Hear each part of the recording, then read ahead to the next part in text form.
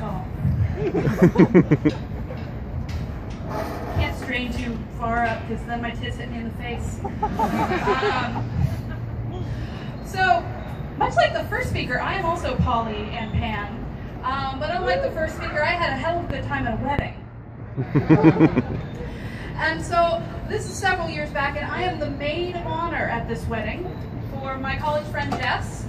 And the weird thing was I hadn't spoken to her in about 2 years, give or take. And I'm like, are you sure? You still want this? She's like, yeah, it's gonna be great. She's very bubbly, very, very bubbly. And so I'm packing for the wedding in front of my girlfriend, and so I'm just loading everything up, and she's like, don't forget the condoms. What? This is several years ago, and although I've been poly in the past, it hadn't been really like enthusiastic poly. This was enthusiastic poly. She was just like, gung ho, you're gonna get some, it's gonna be great. I'm like, what? Seriously, you're excited? Yeah, you should totally pack some condoms. And I'm just like, this is a thing. This is a thing. I just had this burst of just like, oh my God, I can totally slut it up. This is fantastic. And so I'm just like, all right, I'm going to be the maid of honor. I can't touch the bridesmaids. That would be awkward. I am going to bag myself a groomsman. Yes. And I was just so taken by this notion. I'm just like, yes, I want to do it. And so like half of my carry-on is condoms. And it's just like, all right, just got to cover this with like a shirt because I'm traveling with my sister. And it's just like, no, my much younger sister. And it's just like, all right, so we're going to go to Buffalo, New York. Yes. And amazingly enough, I don't think my stuff gets searched when I go through the airport, which is just a miraculous thing with that many condoms. I don't know why I thought I would go through like 50 condoms on this trip, but I was gonna try. And so I get up to Buffalo, New York, and I get to the hotel. And the funny thing is, because I've not really talked with the bride in that many years, I actually didn't know who any of the groomsmen were either. And so I get to the lobby, and I meet one of the groomsmen.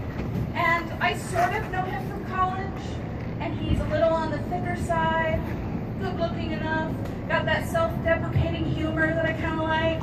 And I'm like, this could work. And I learned his hotel room is right next to mine, and I'm like, yes. And I also am under the understanding that he doesn't have a suite mate, unlike me, and I'm like, yes. This is gonna work.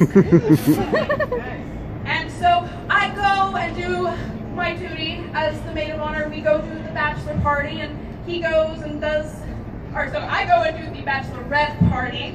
Probably should mention that instead. And he does the bachelor party, and I'm waiting in my room, and I hear him get back from the bachelor party. And so I'm in these tiny red sleeve shorts and a tiny spaghetti strap top, and I put a condom in my pocket, and I just hop out the door and knock on his, and I'm just like, would you like to swap stories about the bachelorette party? And he goes, not much happened. Would you like to talk anyway? Like, all right, sure.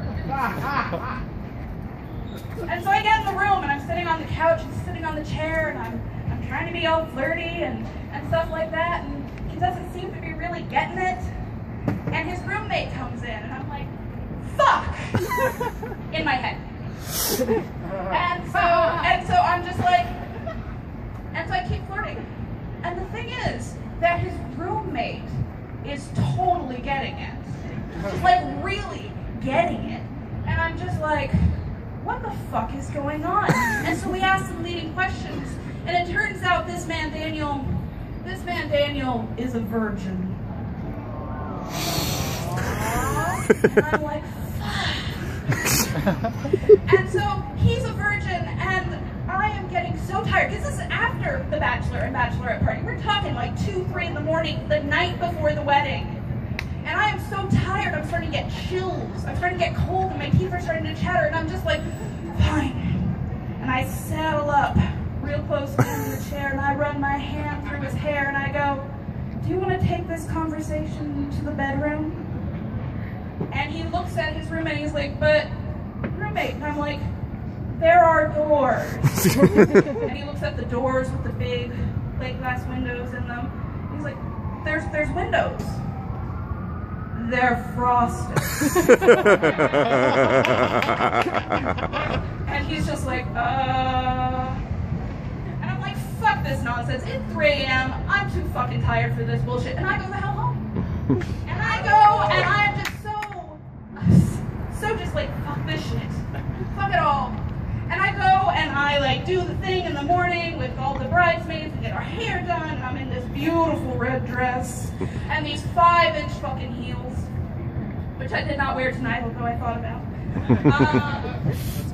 And so we get to the wedding, and it's this gorgeous, extravagant, fancy fucking wedding on this like grand fucking stairwell, and I'm standing there on the red stairwell in my red dress, and I say to no one in particular, "Wow, the last time I was at a wedding, I ended up in an orgy afterwards." And this groomsman from across the stairwell goes, "Huh, how many people were in your last orgy?"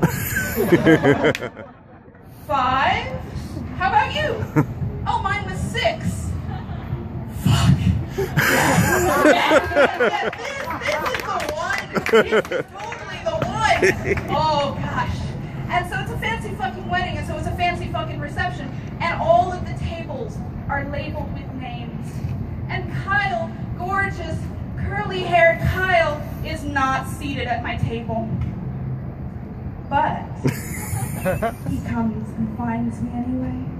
He sits next to me at the table, and we chat, and he goes, "Oh, what was the makeup of your orgy?" And I'm like, "Oh, it was 3 girls and 2 boys. How about yours?" "Oh, it was 5 other guys."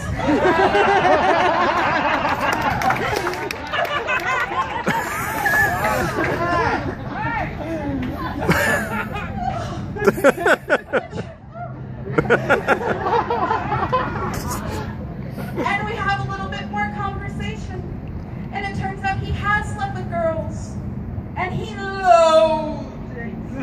He absolutely loathed it. And by this point, I know who the other 2 groomsmen are. One of the groomsmen is the younger brother of the groom. So I'm sorry, people. No, just no. I do have some moral standards. But the other one is the ex-boyfriend of the bride, friend to both. And I'm just like, oh God, I think I'm gonna have to give up on this dream. But I have to give up on this dream. And so I proceed to have the most fun I've ever had at a wedding. I kill my feet because I danced for like 4 hours in 6-inch heels, because fuck that nonsense. But it was great. And I wind up at the after party, because a fancy fucking wedding has to have an after party where everyone's getting schnockered. And the bride is drunky pants, and she drapes herself across me on the couch where I'm sitting sullenly. And she goes, "Amber, are you having a good time?" I say, "Yes, Jess, this is the most fun I've ever had at a wedding." "It is." And she goes, "But you seem so sad." And I'm like, "Well, Jess, I'll be honest. I didn't bag myself a groomsman." And she just perks the fuck up. She's just like, "Really?" I'm like, "Yes."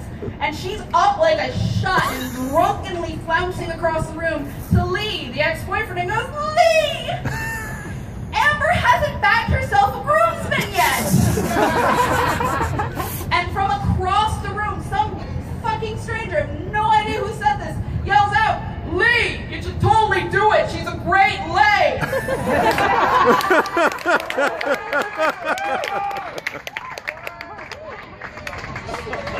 Done.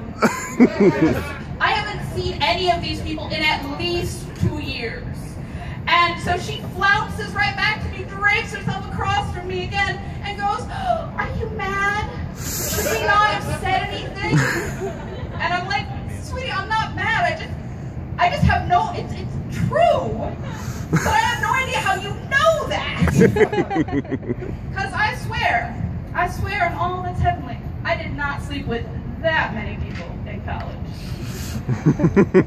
So that is my bagging the Groomsman.